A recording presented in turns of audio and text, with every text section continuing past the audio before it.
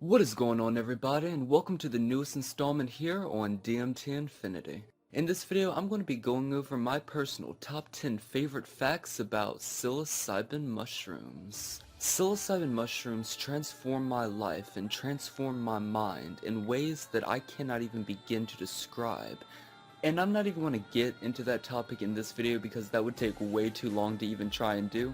Nonetheless, I do hope that you all enjoyed this video. If y'all do, leave it a like, subscribe to DMT Infinity if you haven't already, and hit that bell notification button to be notified each and every single time that I upload a brand new video and or go live. DMT Infinity. He's gonna fucking train your brain. Shout out to DMT Infinity. This is a collaboration with DMT Infinity. DMT Infinity. DMT Infinity. DMT Infinity, you crazy motherfucker. This is our local astronaut.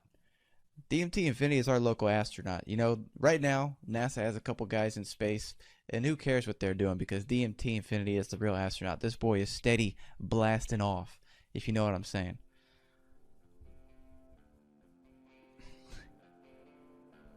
DMT Infinity. DMT Infinity. DMT Infinity. DMT Infinity. DMT Infinity. DMT Infinity. Infinity. Infinity. Infinity.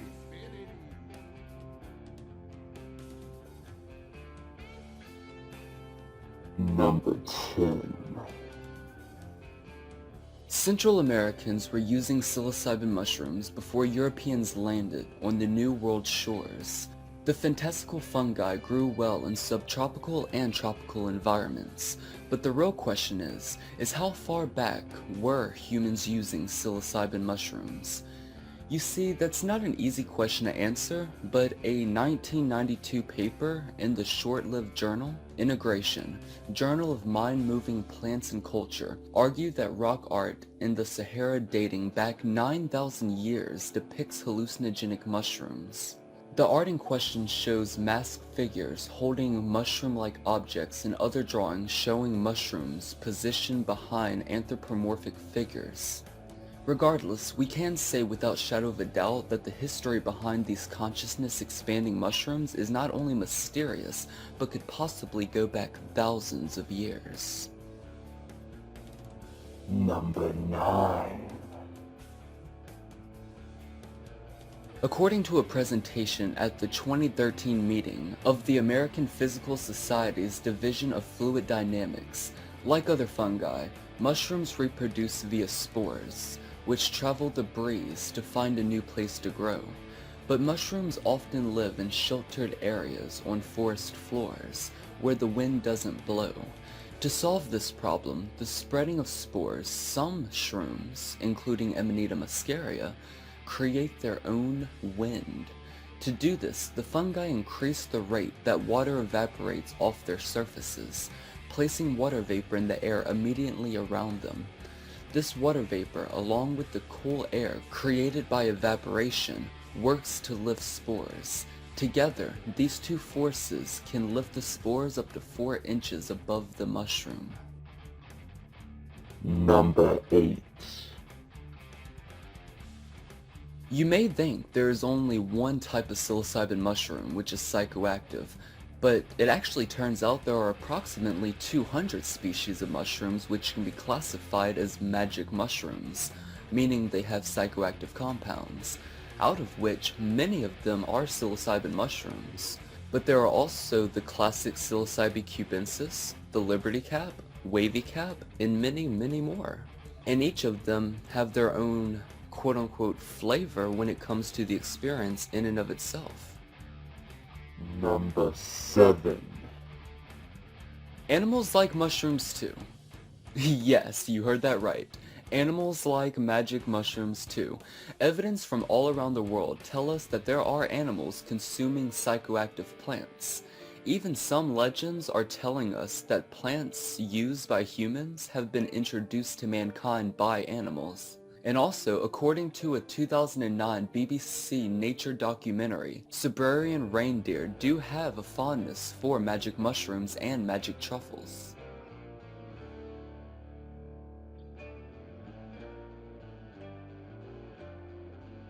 It can't be certain if they actually feel any hallucinogenic effects, but they aren't the only animals with an appetite for mushrooms.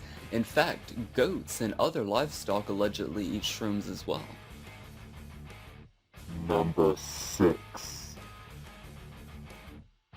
The topic of psilocybin mushrooms has several theories surrounding it, but one in particular that seems to be the most popular is the stoned ape theory.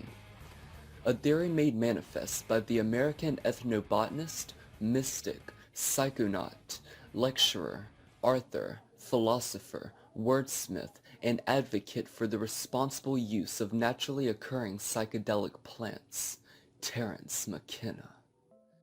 He put forth a theory suggesting that psilocybin mushrooms were crucial in the physical and psychological evolution of human beings. He suggested that consuming psilocybin cubensis made Homo erectus develop higher visual acuity and consequently became better hunters, and that this increased humankind's chances of evolution and survival. But this theory would require an entire video to go into detail about, so instead I'll leave a link in the description of this video where you can hear this theory spoken by Terence himself. Number 5. You do not need to deal with sketchy people to get access to psilocybin mushrooms. Although still technically illegal in most countries, you can grow them in your own home with ease, hence with greater peace of mind and in full control of what you grow. Starting to grow your own psilocybin mushrooms can be as easy as ordering a growth kit online and just watering it occasionally. However, please make sure that you do exercise caution in consuming these mind-altering mushrooms. I am not responsible for anything that you do with the information in this video. Number 4. Recently, researchers have begun to experiment with psilocybin as a potential treatment for depression, anxiety, and other mental disorders. This line of research was frozen for decades and is still difficult to pursue, given psilocybin's status as a Schedule 1 drug. This means the drug is classified by the Drug Enforcement Administration as having no accepted medical use and a high potential for abuse. In the past, though psilocybin and other hallucinogenic drugs were at the center of a thriving research program, during the 1960s, for example, Harvard psychologist Timothy Leary and his colleagues ran a series of experiments with magic mushrooms called the Harvard Psilocybin Project. Among the most famous were the Marshall Chapin experiment, in which volunteers were given either psilocybin or a placebo before a church service in the chapel. Those who got psilocybin were more likely to report a mystical, spiritual experience. And then a 25-year follow-up in 1991 found that participants who got the psilocybin remembered feeling even more unity and sacredness than they said they'd felt in 6 months after the fact. Many described the experience as life-altering. Number 3. Microdosing is an action or practice of taking or administrating very small amounts of a drug in order to test or benefit from its psychological action while minimizing undesirable side effects. And many people have in fact benefited from microdosing psilocybin mushrooms, from helping them to quit tobacco, alcohol, heroin, meth, and many other toxic and dangerous addictions, and even helping those with severe depression, people with fears of death, PTSD, and even anxiety. Number 2. Psilocybin mushrooms are not addictive. Studies performed at Johns Hopkins University seem to suggest that psilocybin, one of the main psychedelic ingredients in psilocybin mushrooms, may be useful in overcoming many addictions, including nicotine addiction. Other similar studies seem to suggest they can also be used to treat anxiety, obsessive-compulsive disorder, and other psychiatric disorders. Number 1. No matter the scientific value, psilocybin is not right for everyone. We are all unique, and magic mushrooms can be incredibly beneficial for one person, while not so beneficial for somebody else. For those eager to receive a specific effect from psychedelics, it might be disappointing to read other experiences, as it is incredibly unique from individual to individual. Those who are interested in improving themselves through self-awareness and introspection can see many benefits from the altered perspective. Psilocybin has the ability, especially at higher doses, to create something called ego dissolution, whereby the typical definitions of ourselves and reality start to fall away.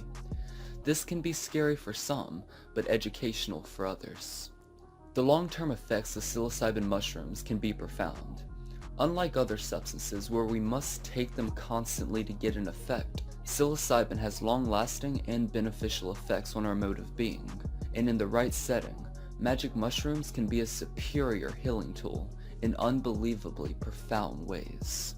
So I do hope that you all enjoyed this video. If y'all did, leave me a comment down below letting me know how psilocybin mushrooms changed your life personally. And also leave me a like, subscribe to DMT Infinity if you haven't already, and hit that bell notification button to be notified each and every single time that I upload a brand new video or do a live stream. But as always, I'm your host DMT Infinity, and I will catch you all in the next one. Peace.